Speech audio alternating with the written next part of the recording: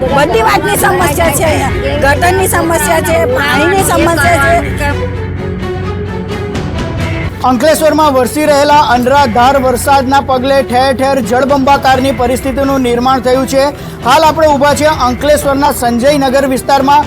પ્રતિ ચોમાસાની જેમ આ વર્ષે પણ અહીં જે છે તે ઘૂંટણની ઉપર જે પાણી ભરાઈ ગયા છે, જેના કારણે લોકોએ પારાવાર મુશ્કેલીનો સામનો કરવાનો વારો આવ્યો છે. અહીંના જે રહીશો છે તેમાં ભારોભાર રોજ જોવા મળી રહ્યો છે. લોકોના ઘર સુધી જે છે તે પાણી ભરાઈ ગયા છે. ત્યારે આપણી સાથે કેટલાક લોકો છે, તેમની સાથે વાત કરીશું. શું સમસ્યા છે અને લોકો કેટલી મુશ્કેલીનો સામનો કરી રહ્યા છે? લોકો આપણે આ ઘૂંટણ સુધી પાણી અહીંયા છે, બહાર છે, એટલે તમે અંદર આવો સંજયનગરની અંદર છાતી સુધી પાણી છે ને આ સમસ્યા દર વર્ષે ઊભી થાય છે. ભાજપની સરકાર આનું કોઈ નિરાકરણ લાવતી નથી. નગરપાલિકામાં વારંવાર ભાજપની સરકાર પ્રજા લાવે છે.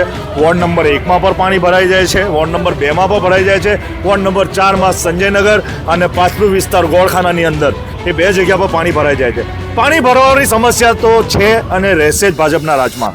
પણ નગરપાલિકાના સભ્યો બ્લેક કલરની થાર લઈને, બ્લેક કલરના કાચ લઈને 2 સભ્યો, સત્તાના સભ્યો અહીંથી એટલી પૂરજોરમાં ગયા છે કે લોકોની ગાડીઓ ઊંધી પડી ગઈ, લોકોની લારીઓ ઊંધી પડી ગઈ, લોકોના ઘરોની અંદર પાણી ભરાઈ ગયું છે. આજે કોઈ સામાન્ય વ્યક્તિ બ્રિજ ઉપર જઈ ને રીલ બનાવે તો પોલીસ જાતે ફરિયાદી બને, જાતે પોલીસ એમને દંડ આપે. આજે અમે અહીંથી પોલીસ સ્ટેશન, પ્રજા અમને કહી રહી છે કે અમારી હાથે પોલીસ સ્ટેશન ચાલો, તો હું એમની જોડે પોલીસ સ્ટેશન જતો છું. લોકો હવે જે છે તે પોલીસ સ્ટેશન જાય છે અને આ અંગે ફરિયાદ નોંધાવવાનું કહી રહ્યા છે. આપણી સાથે કેટલીક મહિલાઓ છે, તેમની સાથે વાત કરીશું.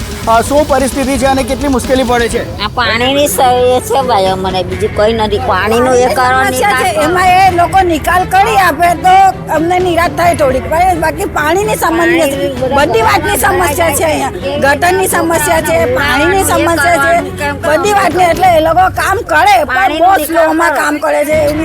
એ લોકોનું કામમાં કઈ ભલેવાર પડતું નથી. તમને કેટલી સમસ્યાનો સામનો કરવો પડે છે? જો સાહેબ, અહીં કેટલા વર્ષોથી પાણી ભરાય છે તો કોઈ સભ્ય કશું કરવા માંગતા નથી. વોટ તો અમે બધાને જ આપ્યા હતા. પહેલા ભાજપને આપ્યા, પછી કોંગ્રેસને આપ્યા, પછી ભાજપને આપ્યા, બધાને જ વોટ આપ્યા. તો કોઈ કશું કામ કરવા માંગતા નથી. ખાલી નામનું રોડ, નામનું ગટર છે. ખાલી ટેન્ડર પાસ કરાવી લીધું, અડધા પૈસા અડપી લીધા અને બેસી ગયા શાંતિ. અમે આટલા વર્ષોથી આમને આમ જ છે. ચાલો, અમારે તો થોડું ઘેર ઊંચું બી છે તો અમે લોકો શાંતિથી થોડું ઘેરમાં બેહીએ. બેચારા જે નીચે વિસ્તારવાળા, આગળવાળા લોકો છે, ઝૂંપડપટ્ટીવાળા, એમને તો ગોળ છોડીને જ જવું પડે. જ્યારે પાણી ભરાય ત્યારે એ લોકોને ઘેર છોડીને જવું જ પડે બિચારું. એટલે એમને પ્રતિવર્ષ ચોમાસામાં આ પરિસ્થિતિનું નિર્માણ થાય છે, છતાં તંત્ર દ્વારા આ જે સમસ્યા છે તેનું કાયમી કોઈ નિરાકરણ લાવવામાં આવતું નથી, જેના પગલે જે સ્થાનિકો છે તેમાં ભારોભાર આક્રોશ જોવા મળી રહ્યો છે. મારી પાછળના જે દ્રશ્યો છે તમે જોઈ શકો છો, અનેક જે ગલીઓ છે અને અનેક ઘરો છે તે પાણીમાં ગરકાવ થઈ ગયા છે. લોકોએ ઘરની બહાર નીકળવું જે છે તે મુશ્કેલ થઈ પડ્યું છે. ત્યારે આ દ્રશ્યો અંકલેશ્વરના વિકાસના ચાડી ખાઈ રહ્યા છે કે કઈ રીતના જે વિકાસના નામે હાલ ચોમાસામાં જ વિનાશ જોવા મળી રહ્યો છે. જય વ્યાસ, કને ગુજરાત, અંકલેશ્વર.